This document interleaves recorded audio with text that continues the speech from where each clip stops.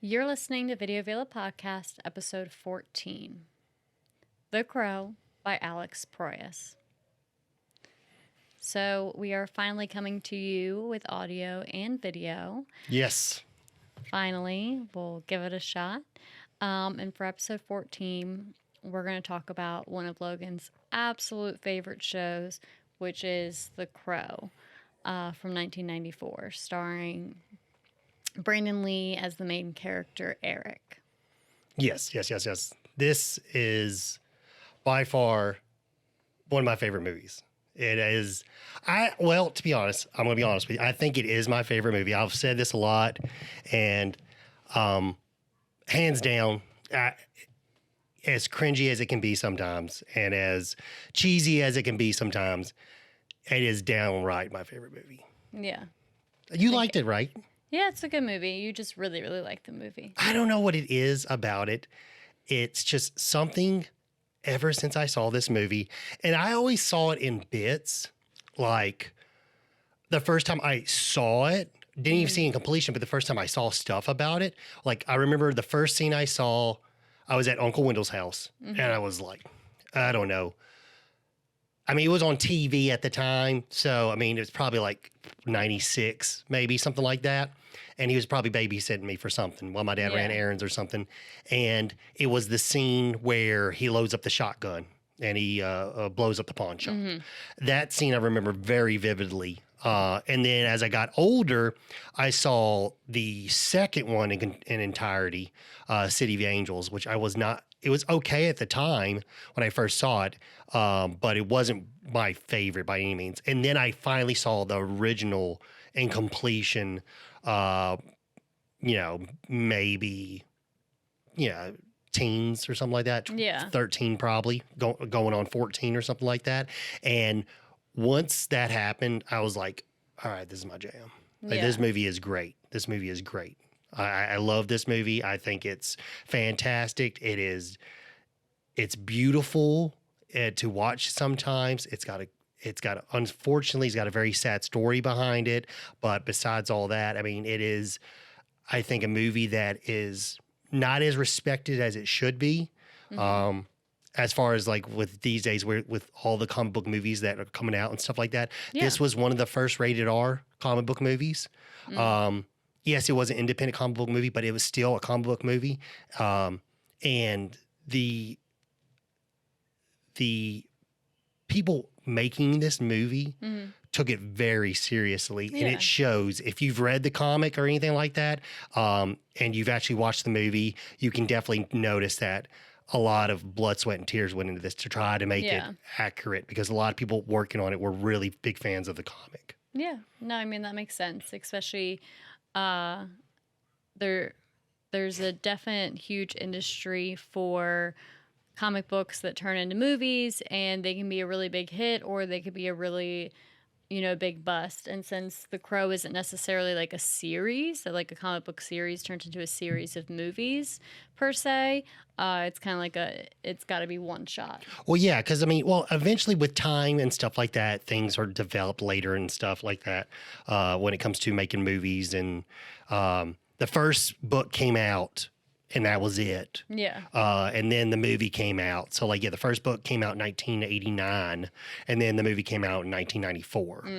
The book took 10 years for James O'Barr to write. Yeah. And it wasn't something that he really did as far as like in the beginning part as like a profit thing. It was more of therapy for him. There was, if you're not aware, basically he lost his fiance at a young age, and this was his therapy, trying to coping with that loss. So he was a very good artist. And if you've done or read the comic or anything like that, which I have here on the table, this is the hardback, the more recent one.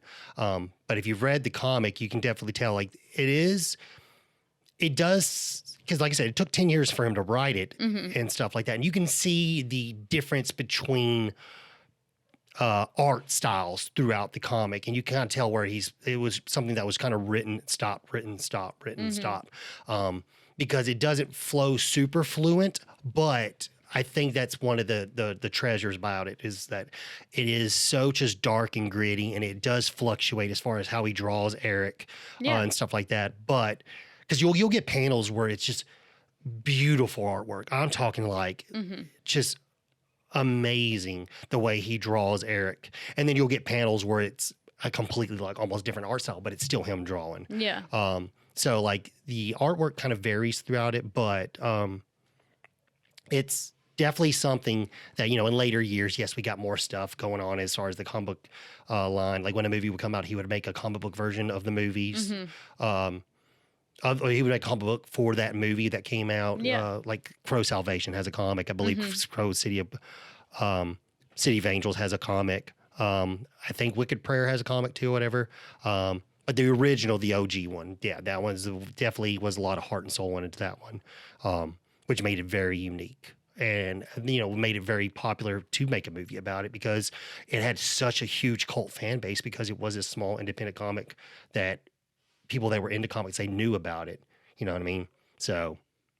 Yeah, I also think everyone is a sucker for a very like sentimental story or sentimental reason behind a story. So I Yeah. also think it's very fixating for an audience when they hear that something was created on because of such a deep level or like a deeper connection with the creator. Yeah, no, 100%. And like, his story is, like I said, it is just it's like heart wrenching. Yeah.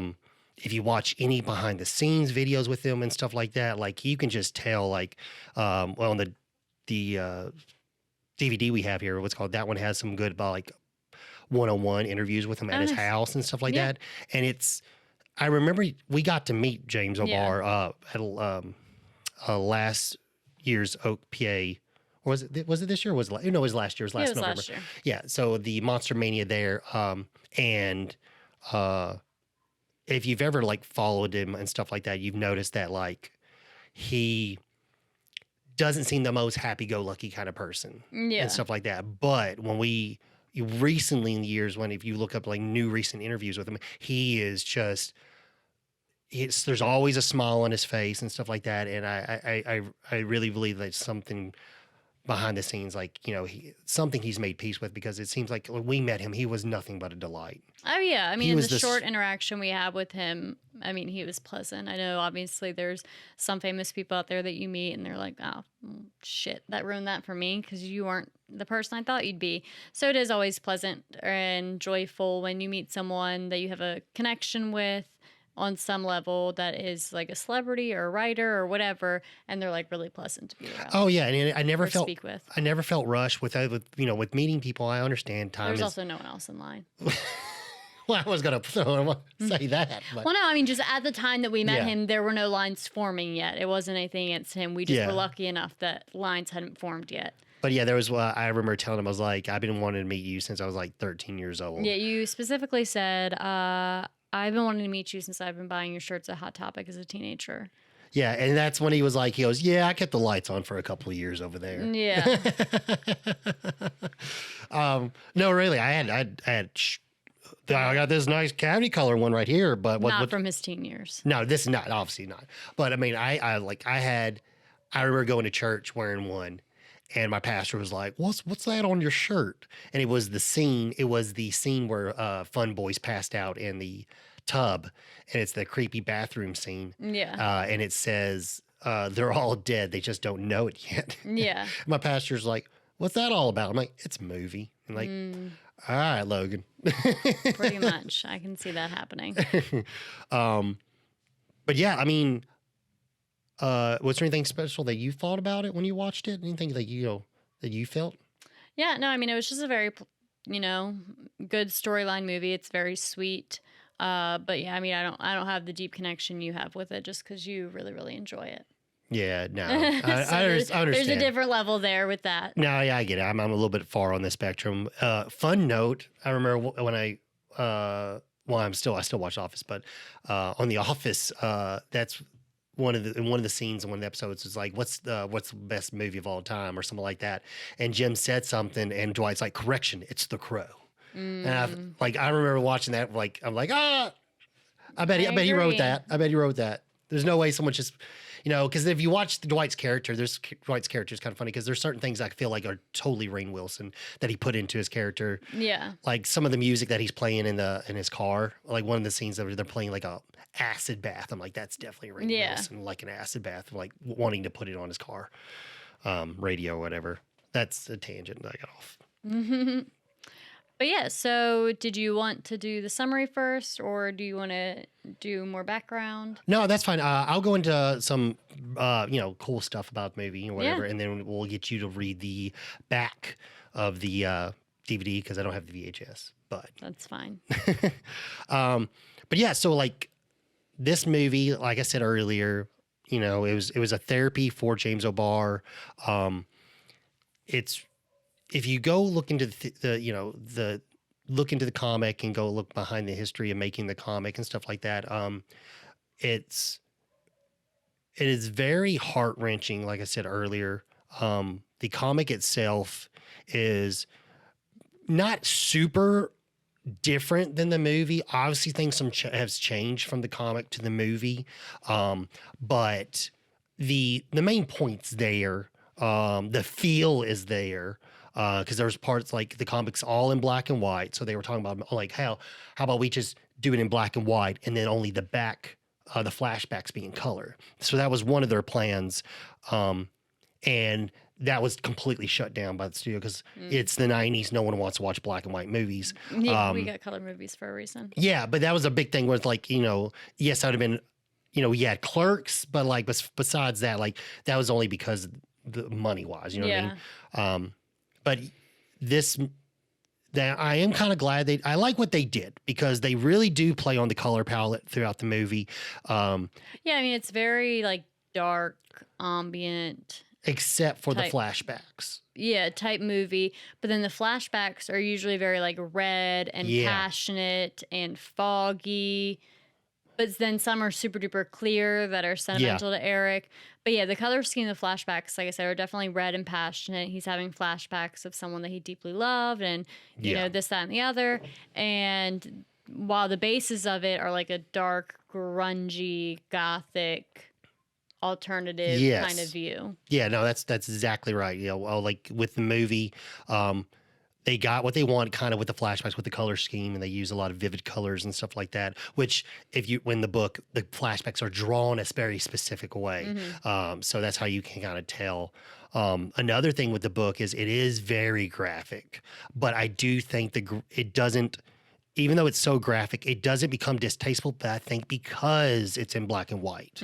I don't think you lose anything with it being in black and white. I think it actually enhances the storyline because it's pretty messed up, the storyline, especially in, the movie and in the comic. It's pretty dark. I mean, his wife's murdered and raped for hours. And then basically, then spends 30 hours in ICU until she eventually dies. Yeah. So, I mean, it's very heart-wrenching. I got to keep on getting stuck on that word. Eventually, I'll stop saying it. Yeah. Keyword. But the Brandon Lee's casting, I think, for this movie was perfect. Because when James O'Barr was writing this, he had a style for Eric Draven. And it was Peter Murphy from the Bauhaus. And that was his face and his hair, which spot on, looks just like him. Yeah. Before the Peter Murphy's hairline started receding even more. But it looked just like him. But the body was like Iggy Pop, and Iggy Pop was known for just being just no fat, just shredded. And I really think, I don't even know anybody else at that point in time that could bend the crow. I really think this is perfect casting. This is almost like the quality of casting here and his performance is like Heath Ledger's Joker, hands down. And I know I'm not the only person who's made that reference. It's been made before. But I do think that's the reason I'm bringing it up. But I really think that is accurate. I mean, that is 100% spot on. I don't think anyone else could have played this character like Brandon Lee did. And the thing is this is Brandon Lee's fourth movie.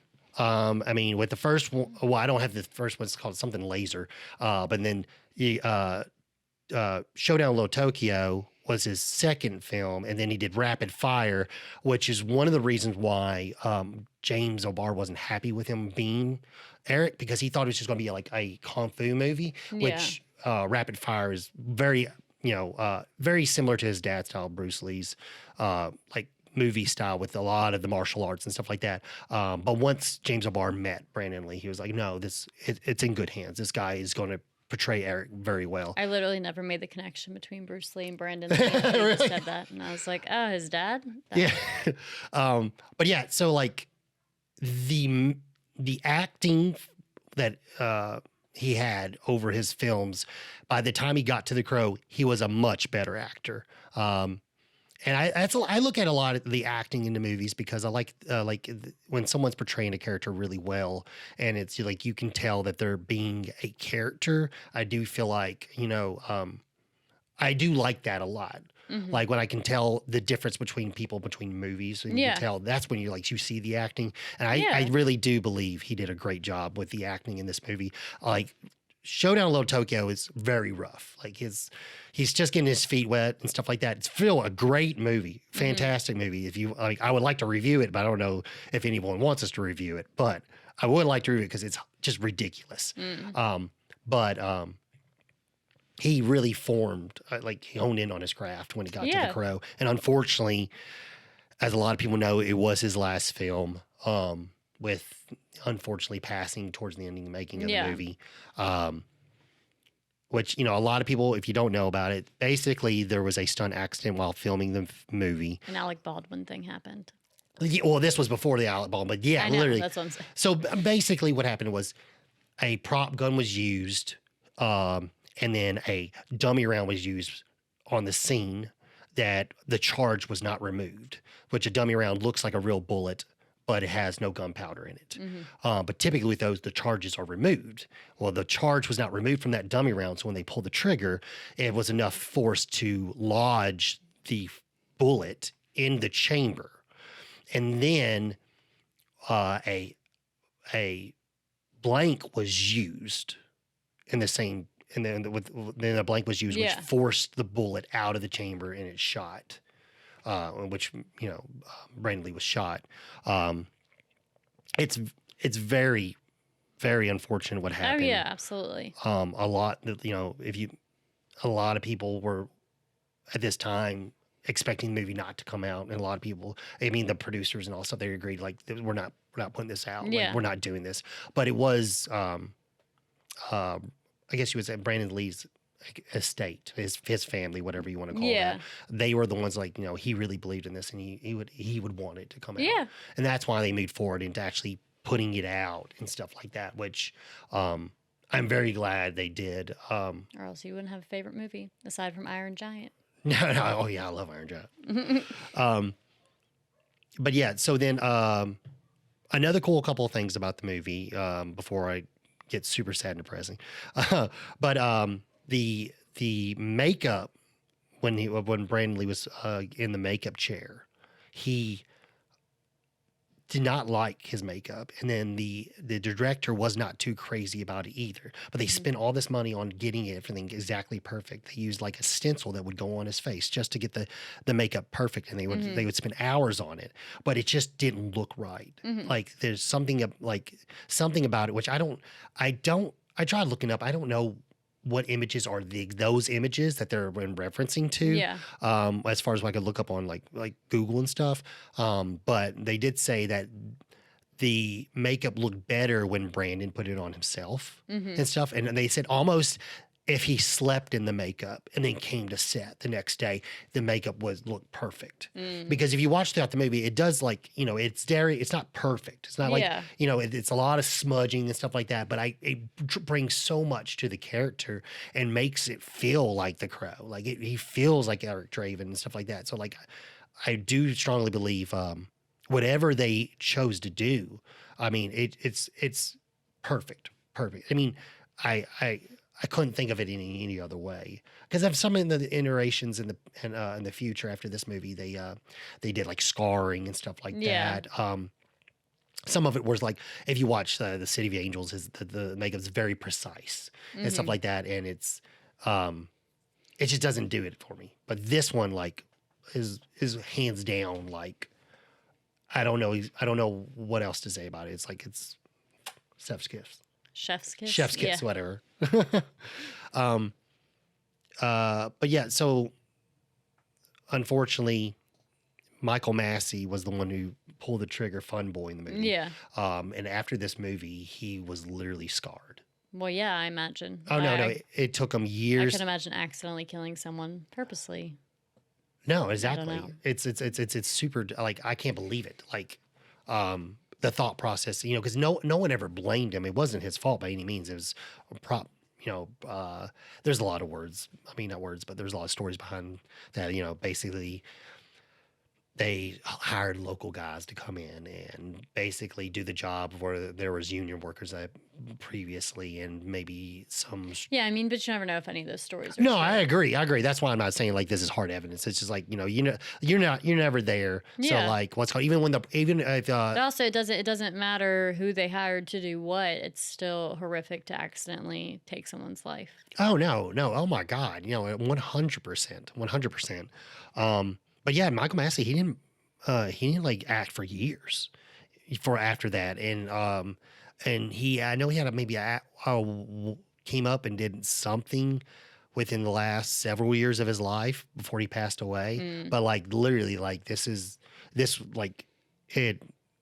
took, I don't know, it basically just took his acting career away from him. Yeah. Not, by his own choice, because he chose not to do You it. think they would learn, though, like in these movies, when they're recording movies, you think they would learn that when shooting a firearm, your target, if a person, should probably be wearing like a vest or something. Well, this thing is like this does. Or use like a dummy if you're going to shoot somebody in the head in a movie. Well, with the incident that happened in this movie, I have no idea how the Alec Baldwin incident happened.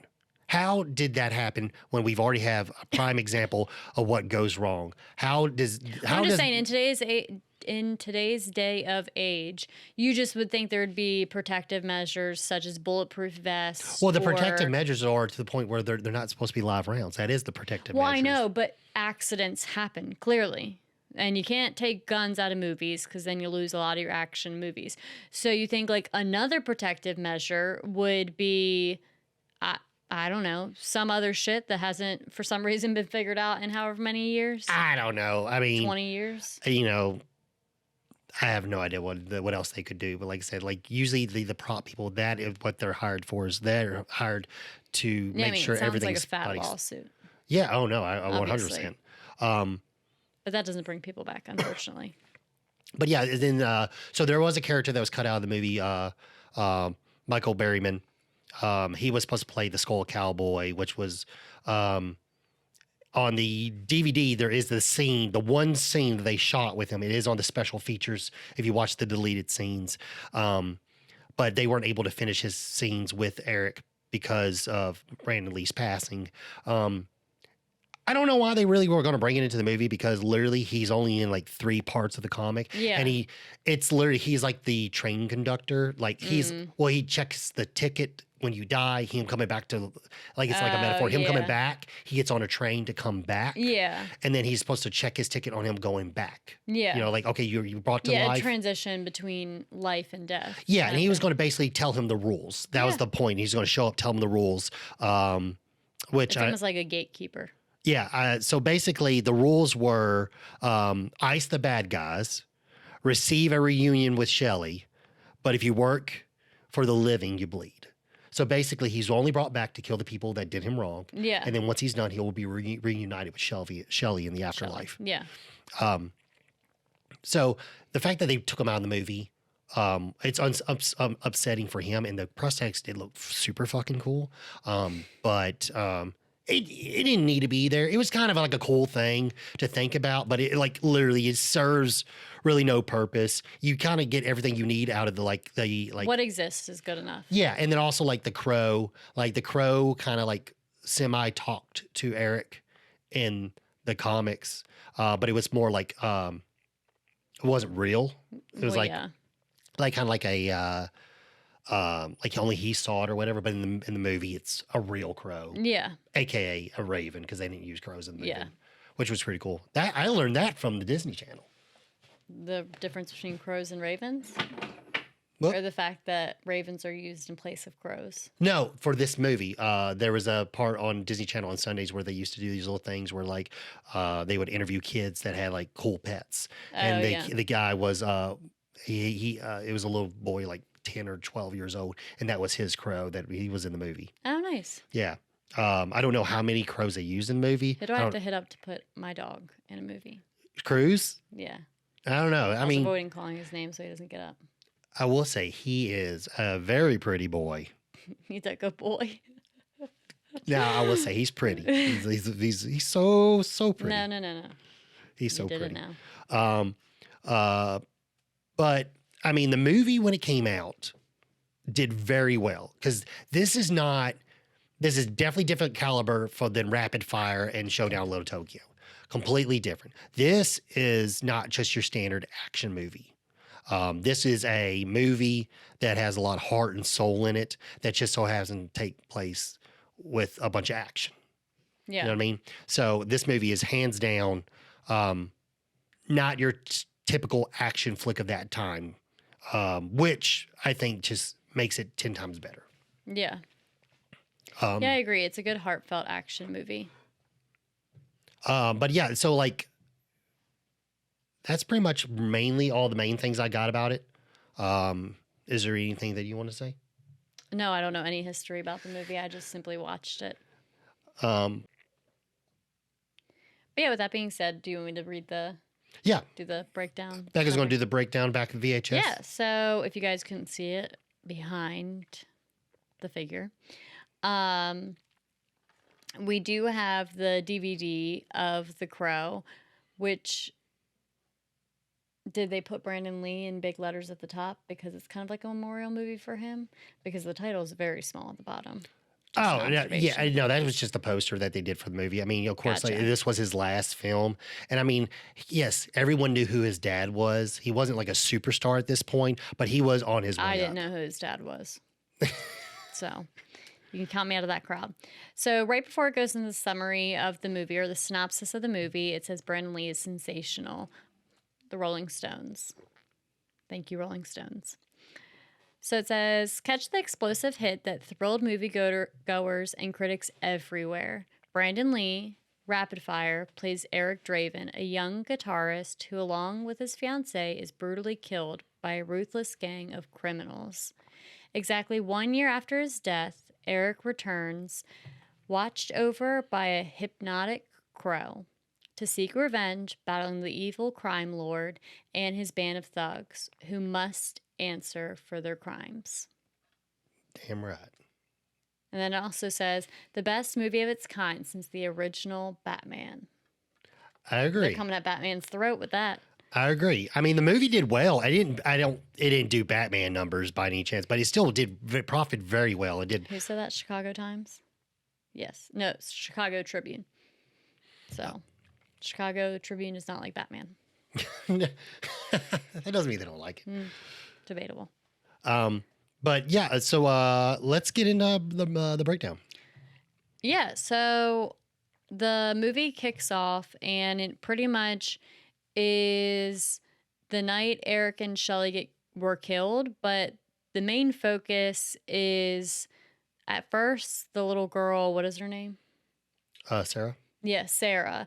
So Sarah is much, much younger, but friends with Eric and Shelley, and they kind of, I guess, are like looking after her in a Yeah, sense. she's in the comic for a brief second. She's much younger. I will say the scenes of her in the comic are very sad because it's a very just she's living in filth. So she's essentially, her mother's an addict. Yeah. And she's just a latchkey kid, I guess you could call her. She runs around the neighborhood, essentially. She's friends with the cops. She's friends with Eric and Shelley.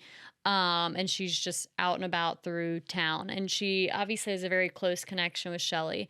So the opening scene is Devil's Night, which is the night of Halloween? Or It's the night before. Halloween? It's the night before It's Halloween. mischief night, essentially a real thing. And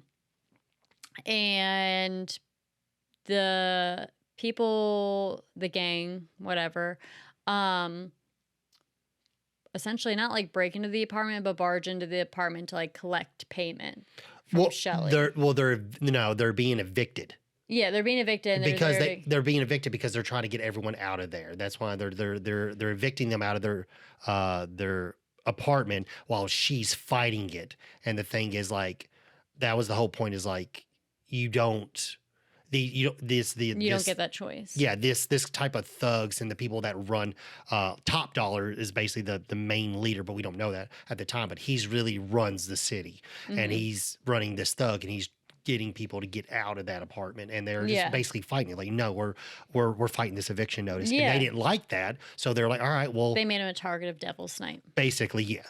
Yeah, so you see kind of like a mixed up scene, and it flashes to the ambulance that Shelley's being put into, and you get an image of Sarah and the police officer. I forget his name. Albrecht.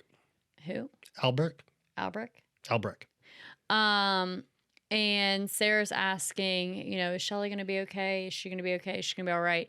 And I think they tell her, like, she'll be okay. Or they essentially lie to Sarah. Yeah, she's a child. We got Ernie Hudson here, which is being, a badass as always. He's playing the police officer Albrecht.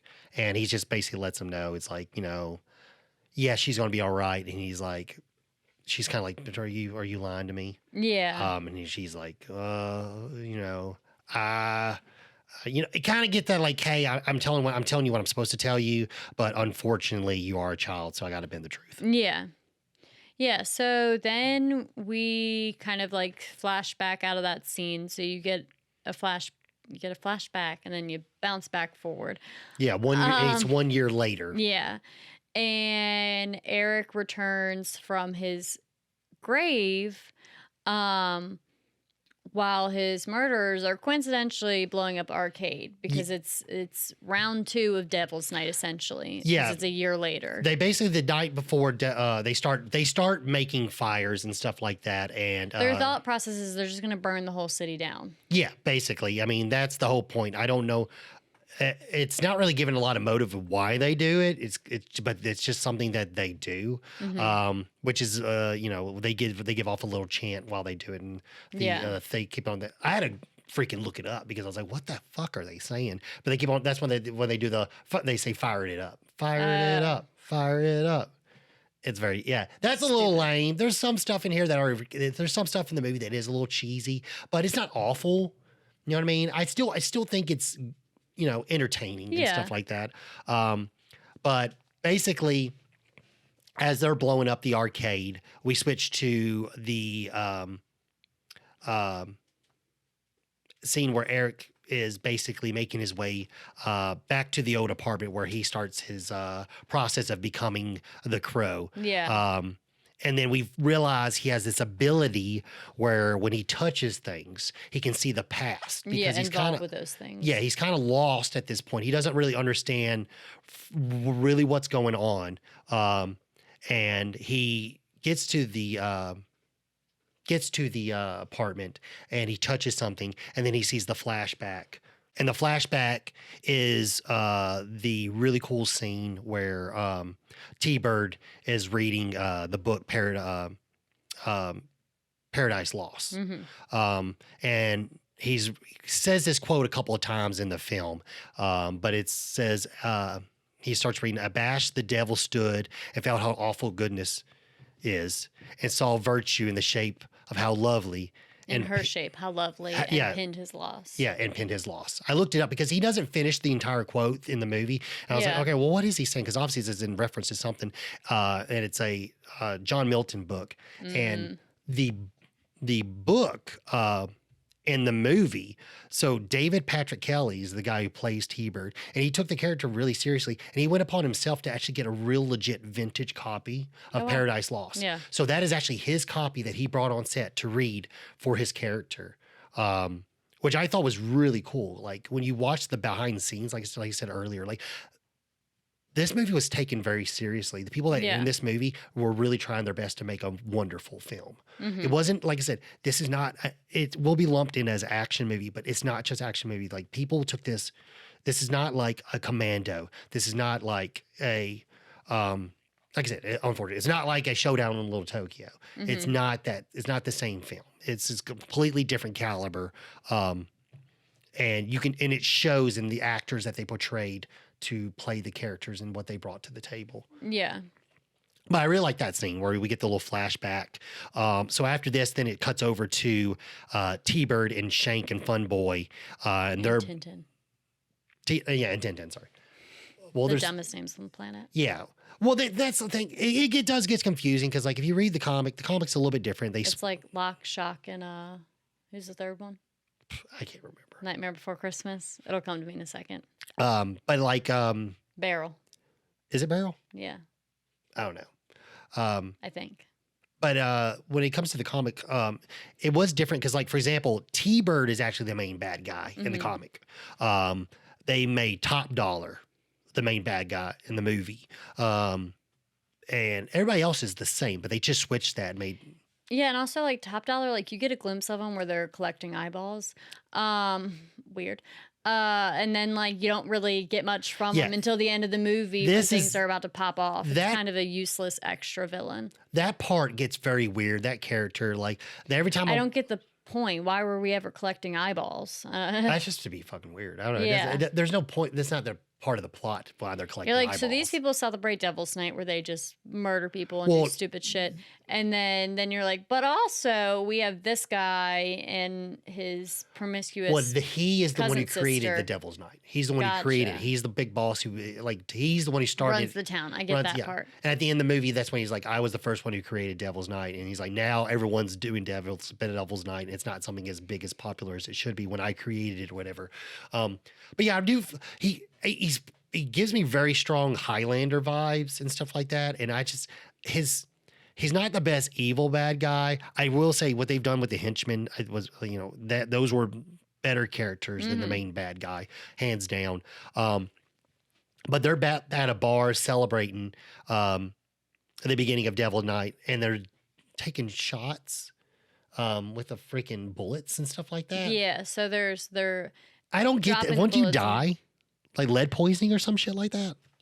I mean, I'm sure it's obviously not recommended, but I mean, I don't know. I don't know. I feel like gunpowder's in it. It's all this horrible stuff. Like, you shouldn't be swallowing. I Well, don't yeah, know. you shouldn't, but I don't necessarily think you'd die. I think you'd poop it out because the thing is, the metal isn't going to dissolve inside your intestine or your stomach anyway. Because I don't think our shit's that acidic. Well, yeah, it's definitely not going to digest. mean, but I just yeah. feel like something bad would happen if you did that. On the reg, yeah, probably, but Right. either way, yeah, they're swallowing bullets, dropping them in shots and swallowing bullets. But after this, it cuts back, and now we're actually getting the full montage of Eric becoming the Crow, where he's putting on his face makeup. We get that really kick-ass Cure song, Yeah. Burn, which I think probably is one of Cure's best songs. Mm-hmm. Burn and Pictures of You, I think, is the two best songs that Cure has. I mean, they have a big, huge laundry list of songs, but my favorite two are probably those two. Which very fits because, Bauhaus and all that kind of stuff, like that was like gothic rock. The Cure was Yeah. considered like kind of like gothic rock and stuff like that. So it makes it very fitting for them to be in the movie and stuff based off of the inspiration for The Crow and stuff. Yeah. But yeah, this scene's really nice. We get a lot of flashbacks with him and Shelley. I do know they were talking about they're in the works of like rebooting this. I don't know what's going on. I don't think it really needs a reboot. There was Bradley Cooper, and then there was Jason Momoa, and then I don't know what they landed on now. But I will say, like, I'm okay if they reboot it. I don't think that So I think there should be some sort of like moral compass when it comes to memorial movies where main characters died in the making of the movie, which not that it happens often, maybe more often than we think, but I feel like you just should like leave it alone. That should be that person's movie forever. Well, they made sequels and stuff like that, but the thing is, I don't think they need to reboot this one specifically. I think they should just leave it alone. if they did reboot it, I think the only accurate way to do it would be to be more just like the comic, because I think like that's the best way you could get away with a reboot, because it is different when it comes to actually the main storyline as far as like where it goes. I do feel like you could get away with that if you just did it directly like the comic, and we got more Shelley scenes, because that was Yeah. unfortunately with Brandon's passing. We didn't get a lot of the Shelley scenes that they were going Yeah. to film at the end of the movie, where we got to see more dialogue with him and Shelley. Yeah, that reconnection. That is a big part in the comic. There is a lot of, you get to see the relationship. Yeah. Not just these little 10-second flashbacks. I mean, like, you get to see real scenes in them talking. I think it all was done perfect. No, I think it was done well. I'm just saying, like, if you did a reboot, get more of that. I feel Yeah. like that's a way that, like, okay, we get what we want. If you want to bring in the Skull Cowboy, bring in the Skull Cowboy. Even make the scenes with him on the train. That would be really cool, because it'd be like, oh dang, this is definitely different than what we got, and it's very spot I beg on. to differ. I think it should just be left alone. I mean, I understand the reboot process. I wasn't looking for a debate. I was just saying. Oh, I was trying to debate. I was just talking. But yeah, so we get the montage of him and Shelley, and again, so a lot of these flashbacks, from what I recall, are like red. They're very passionate. They're kind of like red and hazy. So you get that like feel of that like broken heart, essentially. They definitely did a good job at pairing colors with emotions and that kind of psychological aspect for the movie, in my opinion. I think what they did with the color palette, you're right. I mean, I think they did a very good job with the color palette as far as like the differentiation between flashbacks and current time. They definitely kept it with a lot of dark tones. And then when we get to the flashbacks, they look, like you were saying, like the palette's very vivid and stuff. Yeah. I really like that aspect of the movie. So, after that, you get so kind of while that's happening or simultaneously, you get Tintin, one of like the gangsters or criminals, essentially. He's trying to sell a purse to Gideon's pawn and loan, so a pawn shop. And the pawn shop guy is just as crazy as Tintin, essentially. I don't know, they're both just like weird, grimy people. Yeah, but yeah, the pawn shop guy, he's just horrible. I mean, Gideon is like just a POS. Tintin's awful, but yeah, we get this scene where he's basically selling this purse that he stole off of somebody. And I don't know if it's a reference, but I do know there's one of the another stories that James O'Barr heard that made him want to write The Crow. How horrible it was how horrible Detroit had gotten. Yeah. And but I don't know if it was a purse or a ring. I can't remember, one of the two. Someone were robbed on the street and murdered for like I think it was for a $50 purse. Yeah, something minuscule. They literally killed someone just for a $50 purse. I mean, unfortunate things happen. And that was one of those like stories, that. like, between him, his personal story, and hearing that's was like, this is what really inspired him to write The Crow. And it's funny that we see someone like literally Tintin selling a purse. So I don't know if it's in reference to that. I don't know. It could just be by choice. But I thought that was kind of interesting when I read that. I was like, maybe I feel like that might have to do something with the movie. Yeah. You know what I mean? So after Tintin leaves the shop, this is when Eric gets his first victim, or payback, whichever you want to call it, which him and Tintin get into a knife fight, which is like Tintin's like go-to weapon, whatever. Yeah. And Tintin goes to stab Eric and realizes Eric is self-healing. So he's got powers where he can, he's not a real human, so he doesn't bleed. But later on, you figure out that what keeps him invincible is the crow. Yeah. So the crow dies, Eric can die. Essentially, Yeah. they're two. And that was brought in. That's not in the comic. They apparently in the original script there was a Asian character that was supposed to be a fortune teller, kind of like person that practiced like magic or whatever, and he was going to be the one who was going to try to take the crow, and then you can take the power from the crow. That was the original Yeah, script. that's a little reachy. Well, that was the thing is Brandon Lee thought he was a little racist because he is part Asian. Yeah. And he really didn't feel comfortable with that. So they ended up taking it out of the movie. They still kind of semi left it in, but they took the part of stealing the power away. But you kind of get the idea that the Top Dollar's sister, you almost give like she wants the crow to steal the power. It's not made very relevant. Yeah. I mean, not relevant, but very clear, but it kind of comes off that way. But yeah, this scene's great. Great fight scene. This movie is full of one-liners. Yeah. Which, yes, it can be cheesy, but goddamn, I love them. I love them. Like, and also each time Eric comes across one of the people that killed Shelley, he first tries to remind them of who he is and who Shelley is. Because he wants them to know that is why he's doing what he's doing. At least it seems like.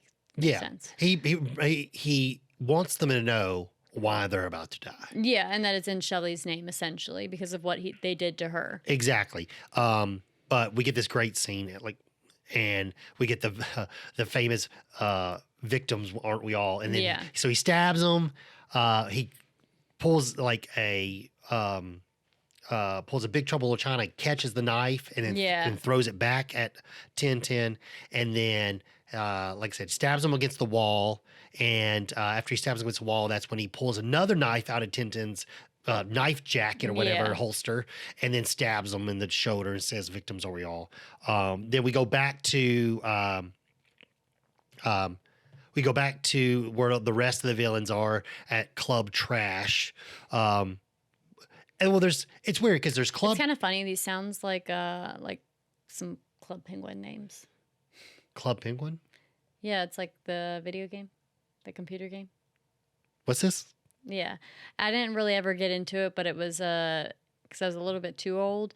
But I don't know. You just name your own. You have your own little like places that you name, and you're a little penguin on your computer. It's a PC game. I have no idea what this is. Yeah, I'll show you videos. Later. It's like what is it? Coca-Cola City, where it's like you're an avatar and you can go to other people's houses and stuff like that. Yeah, other people's like, cities or their arcades. Okay. Just but it's with cute animals like penguins. Only penguins. It's Club Penguin. But yeah, like I said, I want it's probably still active. I don't know. I tried my Webkins like 2 years ago. What's that? So it's like the animal version of Club Penguin. But you buy them at like Hallmark or the store or whatever, and you get a little code, and then you go on your PC. No, I don't. And you get to name your Webkin, and you take care of them, and you can do like little, I don't know, things. But if you try Webkins, it's not there anymore. But yeah, so by the time Club Penguin, I was a little too old for Webkins, but I tried it because I got a frog, and I used to love frogs. And then Club Penguin came around. I think it came around second. But yeah, these little names, the things are named stupid because you have kids naming stuff. So this is what this reminds me of. But after we get the look at the Club Trash is basically where Top Dollar hangs out, and it's got a music venue at the bottom. There's another place called the Pit. That's the bar. Definitely Club Penguin. But anyway, we go after that. So after 1010 dies, we get a funny scene where we get Albrecht talking to the detective, and so Albrecht's also another person that kind of cares for Sarah. He knows Sarah's background. Oh, yeah. He looks out for Sarah, but from like a distance, kind and, of. And they merged two characters for Albrecht. Albrecht is in the comic, but they took two characters from the comic and just made it Albrecht, which I think did really well. And Ernie Hudson does a standout job. He's great in this. He's great in everything that he's in. But there's some funny one-liners where it's like detectives like there's a blood on the wall in the shape of a crow, and he's like what's this, and he's like, oh yeah, he's like, it's the detective don't as a get detective along. I'd call that blood, or you could write up as graffiti. Yeah, He keeps on being smart ass to detective because I'm assuming it's detective. I can't remember exactly his rank, but obviously he's been demoted Yeah. because he was trying to look into Sarah's, not sorry, Sarah's, Shelley's death. Shelley's He got death. really attached to it. Yeah, because he wanted to find the people that did it. Yeah. Um, Well, he also knew he had hints of like who did it. And I think he was just trying to find enough to put all these gangsters Yeah. or whatever in jail. yeah, no, 100%. That's exactly what it was. Yeah. Yeah. But anyway, Tintin's dead. Now now Eric's going to go to Gideon's pawn Yeah, because he shop. gets a flashback of Shelley's ring and the fact that they stole the ring. So he Well, yeah, knows we're almost Gideon's there. yeah, Gideon's pawn shop is where he's gonna find it. Because that's when he touches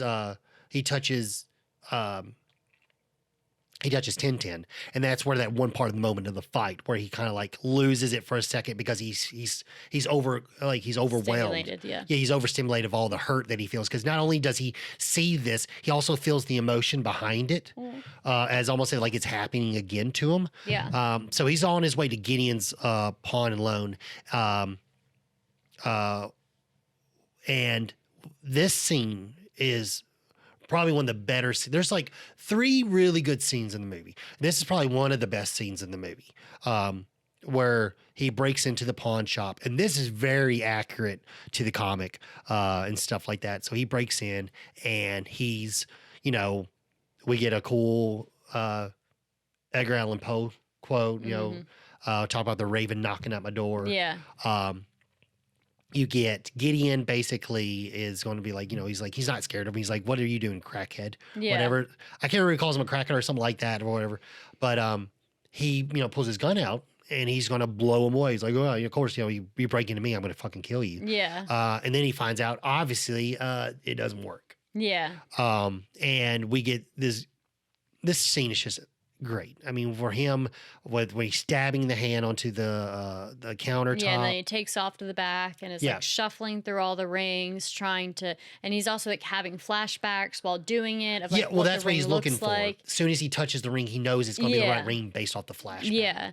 So, and then he finally comes across it, and it's this little like gold band ring. No, it's a cute little ring. Yeah, I it wasn't shitting on. I was just describing it. No, I wasn't saying shit. On it.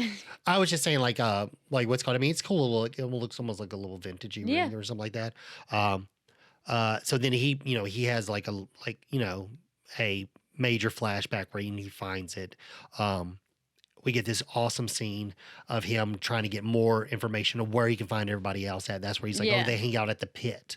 Yeah, because And he's eventually like, I'm gonna kill every single one of them. Yeah. So you can tell me where they at, or I'm gonna find out either way. yeah, and then that's when he's begging for his life. He's like, oh, I'm not going to kill you. He goes, He's like, I don't care about. Gideon claims like, I don't care about those gangsters. I don't have anything to do with them or whatever. Pretty much like begging. He's like just negotiating, like, get out of here, leave me alone. They're here, they're there, whatever. yeah, and then that's when he's just like, he goes, no, I need you to send a message. Yeah. You know what I mean? And that's when he's like, oh, dadgummit, if I can't remember the exact same message, but I do know after he says this, and he's about to let him leave. And what's it called? He's like, you're fucking crazy. You're fucking Yeah. crazy. And he's like, is that gasoline I smell? Yeah. And this was the first scene I ever saw of the movie when I was little. Like I said, when I was at Uncle Wendell's house. And this awesome where he just blows up the entire pawn shop. Yeah. He walks outside, puts the rings into the shotgun. I don't think that would work at all, but it's still fucking cool. Yeah. Yeah. So then as he's leaving the shop, though, he runs into Albrecht. Yeah, that's when he pulls his gun out on him. Yeah. And we get some other good one-liners. He's like, you move, you're dead. He's like, I said I'm dead, and I move. Yeah. Yeah. So then Albrecht goes to like call for backup, and Eric just disappears. Yeah, but right before he disappears, Disappears. he lets him know, like, hey, you like the jacket? T-Bird had a friend that liked to play with knives, and so he's like the jacket? And that's when Yeah. you let him know. I was like, oh shit, you murdered Tintin. Yeah. And so Albrecht starts to like put it all together in his head while having the conversation with Eric. yeah, which I don't understand, like how he just couldn't disappear like that. Like, but I mean, he's not anyway, alive. it works for the movie and stuff like that. But then, so then T-Bird shows back up at the Club Trash to let Which is Top. also where Sarah's mom works. No, she works at the Pit. Oh, The okay. Pit is the bar. Yeah, it gets a little confusing, but the Pit is the bar where they hang out. Club Trash is where Top Dollar hangs out. Oh, okay, gotcha. Yeah. Which I don't. I'm assuming they're two different places because there's I wouldn't also a guess that. bar at Club Trash, but to my knowledge, Pit is where they're different because Pit is where Fun Boy lives. He lives in the apartment upstairs above the Pit. Oh, gotcha. But yeah, that's where. Oh, yeah, because Sarah's mom goes up with him. Yeah. She's like a lady of the night, I guess. I'm Yeah. assuming, basically. And then T-Bird shows up to Club Trash to let Top Dollar know that Tintin's dead. Yeah. He does say something that's very weird. It's like, I don't know. And mind you, there's a girl that him and his, which you will find out is his sister, cousin, or whatever, they slept with, or he slept with, and then they took her eyes. Yeah, well, so I guess she died of a drug overdose. I'm assuming she died of a drug overdose. But she's also butt-ass naked, and they took her eyeballs. Yeah, you get a little bit of a titty there. And then she basically cuts her eyes out, which we find out later because she has some affectionation with her certain people's types of eyes. Yeah. I don't know. It's the character's not in the comic. It's something they added to the movie. I mean, I don't hate it. Yeah, they didn't like run with it very far. You just get Nah. hints of it. Like, okay, these people are weird. Yeah, and then like we said earlier, like you find out it's his freaking sister. Now, sister can mean anything. Sister can mean half sister, can mean It stepsister. doesn't matter. It's it's very Yeah. fucking weird. It doesn't matter. Half sister, fake sister, sister by blood, sister by marriage. Still doesn't. Yeah, no. Yeah, still doesn't make it right. Yeah. Still a no. But yeah, T-Bird says like he goes, I got one of mine perished. What's called? They stuck his knives in him and all his major organs alphabetically. He's like, how would you know that? That's the thing. True. Is like because like you don't know Which you weren't one there. came first, Yeah, yeah. I just thought that was yes, it's a funny line to say, you know what I mean? But it's not meant to be funny, but it's like, like I said, like there is some campiness to it, and that would be a Yeah. little bit of a camp. But I do think it was And essentially, like, T-Bird doesn't give a shit. He's kind of just like, why are you bothering me? You're a crackhead. Like, why are you bothering me? you mean Top Dollar. Yeah, Dollar Top doesn't Dollar really is care. like, why? I don't care. Yeah, he goes, yeah, your buddy's dead. You're still working tomorrow night. He's like, anything you want, I can do. It's like, okay. So Yeah. obviously you don't care that much. Yeah. So then we get the next scene. We get Officer Albrecht gives us up a background of why Eric and Shelley were murdered, which we said earlier in the movie about you said about them fighting the eviction notice. Yeah. And he's looking more into that. Essentially, he's breaking back into the case that he's not supposed to Exactly, be touching exactly. or involved in. Exactly. And we get, a little lore dump there where we kind of already knew what was going on, but they're just restating it again, basically. Now at this point, after this scene, we see Eric, it's his time to meet with Fun Boy. Yeah. Which Fun Boy is basically pretty accurate when it comes to the comic. In what's called, there is a little bit of story differences, but that character stays the same. Yeah. There's nothing really changing with that. This scene is another one of those scenes. Like I said, there's like three With really Sarah's mom. yeah. There's like Darla, I believe her name is. This is one that, like when I said earlier, this is one of the scenes that is really good. Yeah. I like all the movie. Like this, like I said, there was like three major really good scenes. This scene, it's kind of a two-parter because it changes very quickly. It comes off, with him basically breaking in to their to the apartment through the fire Yeah, escape. while they're using Morphine, it said. shooting up. This part, I keep on going back, but man, I really like Brandon Lee's acting in this scene. Yeah. Just the way how he just walks in and just like is playing with the light bulb and stuff like that. Just there's just part. Well, first the crow comes in. That's another warning. Yeah. The crow comes before Brandon comes. Yeah, and then that's where they're like, Or "That's a- Eric comes. That's a big fucking bird over there." Yeah. And they're like laughing at it because they're yeah. obviously high. And now he left from the pawn shop straight to Fun Boys. Yeah. Because that's where he found out where Fun Boy is from talking to Gideon. So he still got the guitar on him. Yeah. And so we get the, basically they think they're high, so they think this guy's fucking crazy, and so Fun Boy's just gonna blow him away with his gun, which Yeah. everyone just expects to do because they don't know he has fucking powers. Yeah. And we get he tells the joke, what's called Jesus Christ walks into, Yeah. a bar and it has the bartender 3 nails or whatever, which that's actually in the comic. Oh yeah. But he ends up, getting shot. This movie is, I think, best viewed nothing past a DVD because some of the special effects do not look well on modern days televisions. I have the Blu-ray, but to be honest, this is one of those movies where I don't need to watch in HD. To be honest, I wish I had a VHS because I feel like that would be a better way to watch it. The DVD is not too bad if I watch it on the CRT, but unfortunately, some of the blue screen, or I don't think they were even green screen yet, but some of that visuals just don't really look that good. It's very far and few between, you know what I mean? But this is one of those scenes with the hand and stuff like that, and the bullet hole moving. Yeah. Which the funny, the character has actually got the hole in his hand. The action figure I got. So at this point, they he kills what's his name? So Fun Boy gets shot in the leg. Yeah, Fun Boy gets shot in the leg, and then does he crawl himself to the bathroom or no? does So Eric drag him Eric there? drags him to the bathroom. Darla runs off. Puts him in the shower. Yeah. Darla runs off tied into the bathroom, and this is this scene right here. This scene right here is so suspenseful. It's very it gives almost a horror movie vibe. I didn't feel that. Usually I pick up on that pretty quickly. But where he drags him to the bathroom, Yeah, and puts him in the bathtub, and turns on the shower, and I once again. Yeah, you do get that horror film where she's crouched the down music, the corner and she she's grabs screaming. a straight blade. Yeah, she's screaming so good. I'm just saying, is she A+ screams. I'm just saying, the actress who played Darla, literally. Is that even her name? I don't think. It's they call her Darla. Because Sarah's she doesn't call her mom, she calls her Darla. And then when she's later in the movie when she shows out the eggs, she's like, no, mom. Yeah. But this scene, it's grade A. Great. I mean, this is grade A meat right here. This is perfect. The music in this scene is fantastic by Graham Revel. And he's done, I looked him up, he's done tons of fucking movies. I mean, I'm talking about movies on movies on movies. He is a big time composer. Mm-hmm.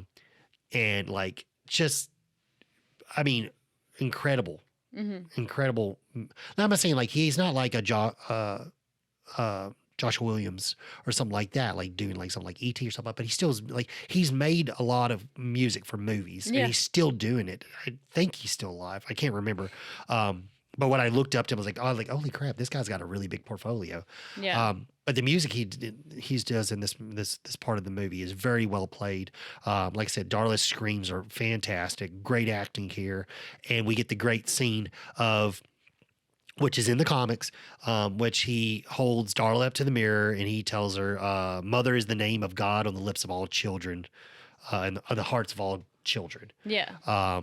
And he's morphine's bad for you. And you see this awesome where he's basically using his powers to pull the morphine out of her veins, which oh God, I don't know why I like this movie so much, to be honest, but certain parts of the movie, it's just I love this scene so much. I know there's not a lot to it. I don't know. I'm a sucker for it, but this scene is one of the hoodies I had. It was Fun Boy in the You see Fun Boy in the background in the bathtub, and it's just a black and white hoodie, and it has him staring.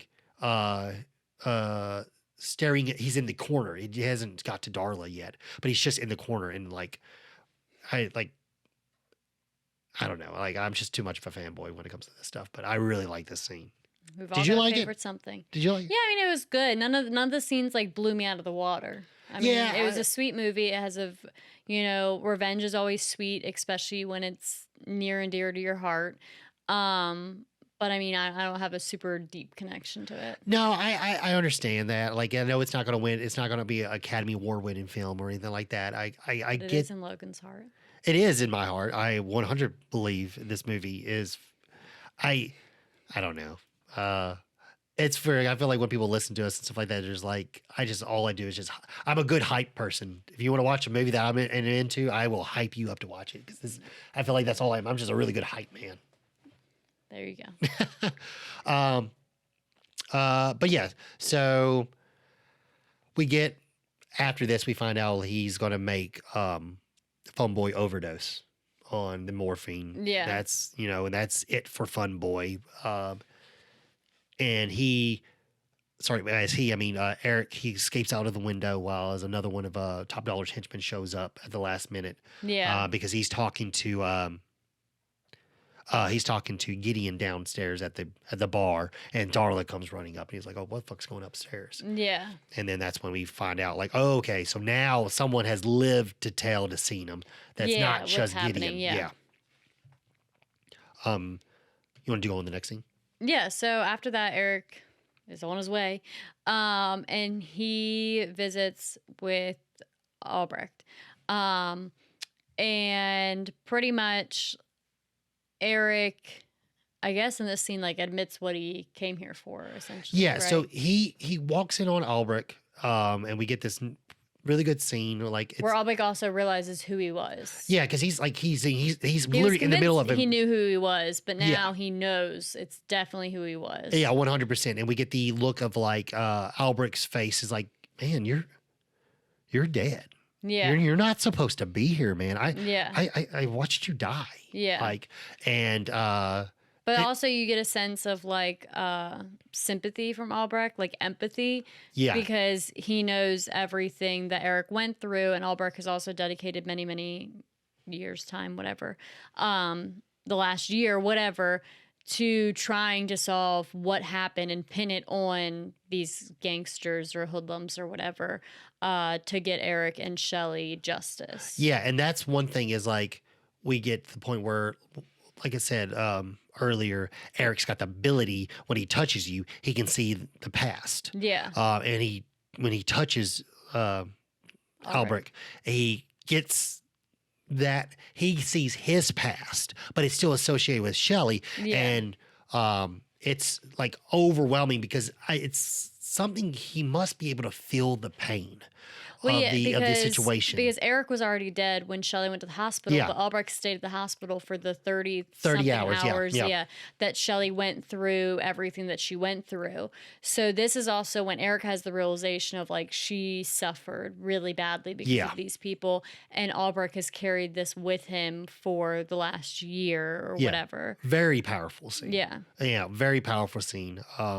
As it is got a little bit of comedy in there. He's like, "Are you like some kind of ghost?" And he's like, "Boo." Like Yeah. there's a little funny, like I said, there's a lot of one-liners here. Yeah. Like where he's like, after he talks to him, he's like, are you just gonna vanish, disappear in thin air? He's like, "I thought I'll use your front door." There's a lot of like, I don't know, maybe Little things here and there, Yeah. to make it lighter hearted. yeah, but now this gets to now we're at the third, I think, best scene. Of the Yeah, movie. this is just the craziest death. Oh my god, it's fantastic. This is the car one, right? Yeah, T-Bird. Wild. Yeah, so basically, Eric's left Albrecht's house, apartment or whatever. Now he's on his way to meet T-Bird, and it's T-Bird and Shank, and T-Bird pulls off to like a convenience store to get food for the road. I will say Shank is the most annoying fucking character in this Yeah. movie. He's like a true crackhead. Yeah, no, like I will say I literally had to put on subtitles to understand what the fuck he says. Well, yeah, because he just makes no sense. He just rambles. I don't know. Yeah. But yeah, so he's in there while he's in there getting food. That's when Eric comes in and basically is, taking T-Bird for hostage Yeah. and makes him drive off. We get a good scene of like Shank getting hit by a car and then stealing the guy's car. Yeah. It's ridiculous. And also the guy And then there's the car chase yeah, where like Shank is trying to chase after Eric and T-Bird, and Yeah. It's a crazy Yeah, scene. he ends up wrecking the car, and they end up getting away. And we get this awesome scene of them at the docks, where T-Bird is sitting there, he's trying to figure everything out. And the thing is, this is cool because, excuse me, we don't very much. I don't know if this is one of the scenes that was shot after his passing. I don't think so, but it's very weird that we don't get any dialogue. We don't get any dialogue, and he doesn't say anything. And you rarely even get to see Eric's face. You just see him doing stuff. Yeah. And he's just like, what's going on, man? What, were you talking about some broad? I don't know. He's very confused on what's going on. And he's like, and he goes, and he's like, oh yeah, I remember. Yeah, some guy, some broad, what's called, but But we threw you out the window. Yeah. And he's like, we killed you. Or well, that's before he figures out who he is. Yeah. And then he's rethinking, he's processing, and he's like, wait a second, I know you. But then this is the shock, and he's just like, but you're dead. yeah. This is the real life, man. There is no coming back. And Yeah. this scene is fantastic. He's just duct taping his head to the car, and he's just constantly like, there ain't no coming back. There ain't no coming back. And he just Yeah. has this breakdown right before basically. He dies. Yeah. Oh my God. Yeah. So then they put a brake on the gas and also blow up the car and just send it off the dock. It's fantastic. It's a lot going on. No, like I said, and this was in a like brief scene. they put money into this movie. I mean, this is a really good car explosion. Yeah. They, and everywhere he goes, he leaves a crow. And this one, we get the scene where he, sprays, Lights it on fire. Yeah. uses It's a a lighter fire fluid and stuff like that. Which I tried doing when I was 13 years old after watching the movie, and it don't work that way. At least in my parents' carport when they were not at home and I was unsupervised. But isn't it gravel?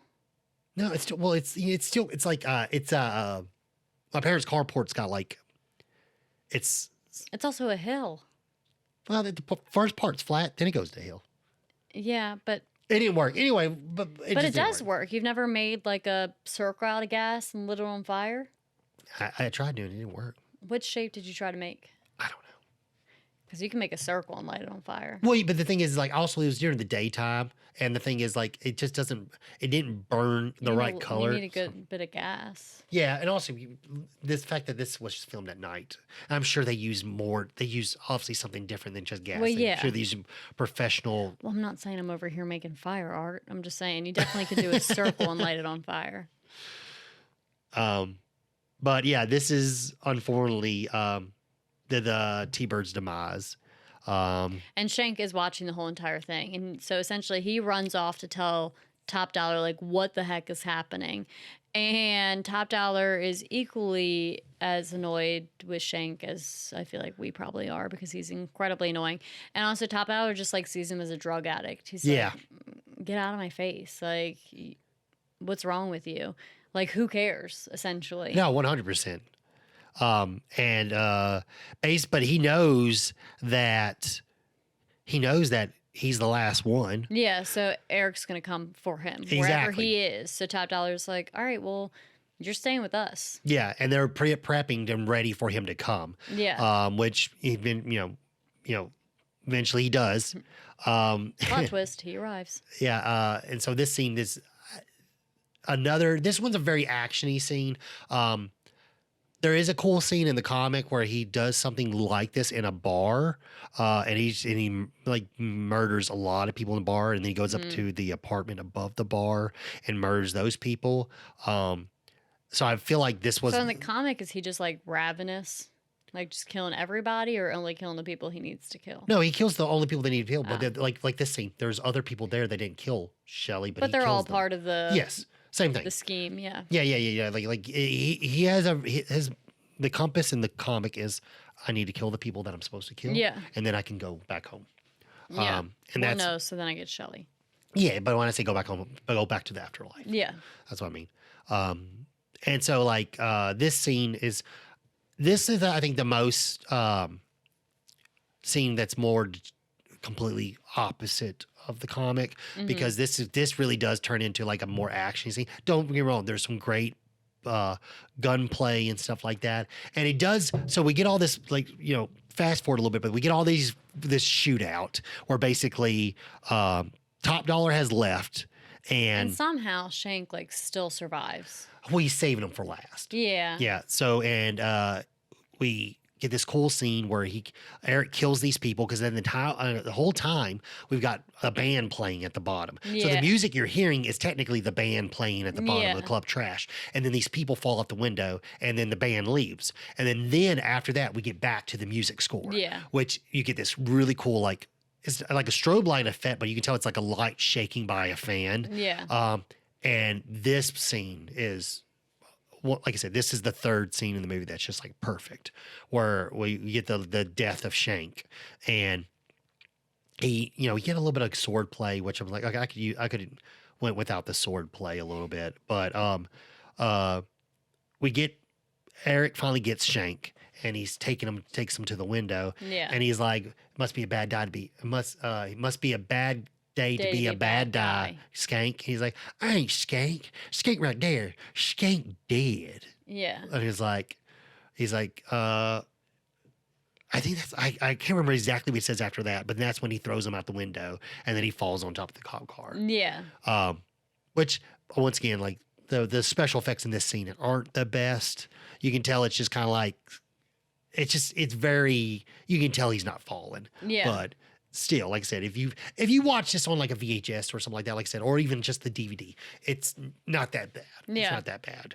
But when you look in the Blu-ray, it's very noticeable. Yeah. So after this, Eric is essentially like, he's done his job. He's going to go back to the graveyard now. Yeah, at this point, he's done what he was supposed to come. Yeah. Top Dollar was not part of the crew, so he has no interest on killing Yeah. Top Dollar. He's like, whatever. Yeah.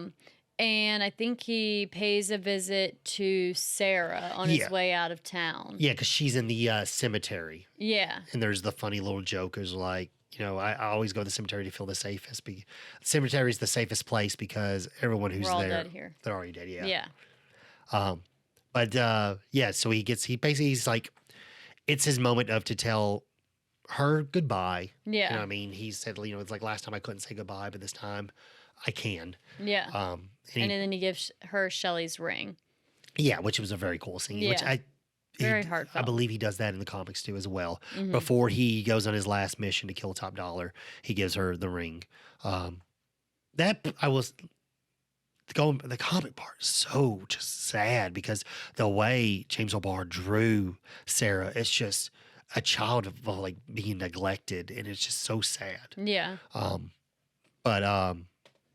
Yeah, so we get the scene basically like like you said, he's coming to terms that he's leaving this life. Yeah. While in the meantime, while Sarah's making her way out of the cemetery, she gets kidnapped. Yeah. Which By he's Top Dollar and his sister. which he finds out from the crow. Yeah. The crow, he can see what the crow sees. Yeah. So there's this giant house or whatever in the cemetery. I think it's a church. Yeah, church. Giant house, church, whatever. And essentially the crow lets Eric know. I was referencing Eric as the crow for a second. The crow lets Eric know that something has happened to Sarah. And also Sarah is trying to scream, but they drag her into the church. Yeah. So they yank the ring off Sarah's neck, and Top Dollar's sister is talking about how pretty her eyes are. And essentially the crow flies into the church and Eric follows as well. Yes. And at this point, they've got the idea of, they believe, kill the crow, Yeah. you can kill him. So this is the final showdown, and what they're going to do is they're going to kill the crow and then get rid of Which Eric. prior to that, you got no hints of that. You didn't know that the crow and Eric held that connection, but they were right. Essentially, you kill the crow, you kill the magic that Eric has. Yeah. So Eric shows up to do the deal like he always does, and the one henchman shoots the crow, and now his powers, either they're not working so good or they're completely stopped working, because the crow's not dead yet, but Yeah. obviously the crow's hurt, so then he is hurt. And now we get a real you get the funny scene where he gets shot and he touches it, and then he's just like, oh fuck, and Yeah. he falls backwards. But which I well played. And Yeah, at this point, they're carrying Sarah up into the bell tower. yeah, and we get, you know, our last line of hope is Ernie Hudson coming back in Yeah. Albrecht, and he shows back up, and he's got a flare gun and his pistol, and he's taking on the Until rest. he gets shot. Yeah, until taking on the rest of the bad guys until he gets shot. But we get the funny scene where, you know, this is a basically big, huge shootout, and you get the one scene where Well, they also sword fight. that's at the end though. But you get the one scene where they meet up and then they're talking to each other, and Albert tells him his good plan. He goes, "Okay, I got a plan. You just stand in front of me, and I'll just take care of them." And Yeah, then Eric's like, hate to break it to you, yeah, he's like, "I thought you couldn't die." He's like, "Well, apparently now I can." but yeah. So they make it up the bell tower. The crow gets out and eats, which is funny, eats Top Dollar's sister's eyes, which she's so upset. She's so passionate about eyes. The crow takes her Yeah. eyes away and she falls to her death. Well, he just starts like pecking her face and stuff like that, her eyes and her face, and she's Yeah. panicking, and they're in a narrow bell tower, so she ends up falling into the little Yeah. opening around the spiral steps. Yeah. So then after that, we make it up to the rooftop where Top Dollar and Eric are having this big showdown where, you know, they're doing a sword fight. This part, I could have done without this part a little bit. This is probably my least favorite part of the movie. I'm not saying it's bad writing and stuff like that. It's just so far from the comic. And Well, it's because it's a movie, it's not the comic. I know. I'm saying, but like, it also seems out of left ball field for the movie, though. A sword fight, it just seems very weird. When everything, like, you know, everything. I mean, you had a knife fight, you had a gun fight, you had fire. Just, I don't know. Just the sword fight just seems, I don't know. It just seems so very different from the movie based off of like everything. And yes, we saw the swords earlier when Top Dollar killed Gideon. He stabbed him in the throat and whatever. I get that. We got a little bit of sword play while we're in the top of Club Trash with the shootout. So Yeah. I get we're back at the sword fight, whatever. It's not that bad. It's not horrible, but it just kind of Yeah, essentially they're on top of the church, Top Dollar and Eric, and they're sword fighting while also Sarah, because Top Dollar took her up to the roof, is like hanging on by like the little whatever gutter thing. They have yeah. the giant gargoyles yeah, up there she and stuff. falls through. She's able to crash through, fall through the window. but it's still holding on. Yeah. But they are able to, she gets saved and everything like that. So she's out and she's not in harm's way. We get the famous end scene where basically Top Dollar believes he has got the best out of Eric. Yeah. And we find out, you know, it was my orders to have y'all killed. Yeah. Well, it was my orders. I sent those orders to have, Yeah. on, you know, what's called. So like, I'm the one who put all this in motion. Yeah. And that's when Eric's like, you know, well, I have something for you before I leave. And he is able to transfer the things that he's received. Yeah, the 33 hours or 32 hours of pain that Shelley experienced into Top Dollar to all feel at one time. Yeah. And then he basically just is overwhelmed by pain, falls off, and then falls on the gargoyle. And then we get this scene's pretty cool with the blood gushing out of the gargoyle's mouth. It is Super excessive. Yeah, it's very excessive, over the top, but I still thought it was cool. Yeah. I didn't hate it. But yeah, so then that kind of sums everything up. Albrecht is going to be okay. The crow's obviously going to be okay. He's going to return back to his grave, the afterlife.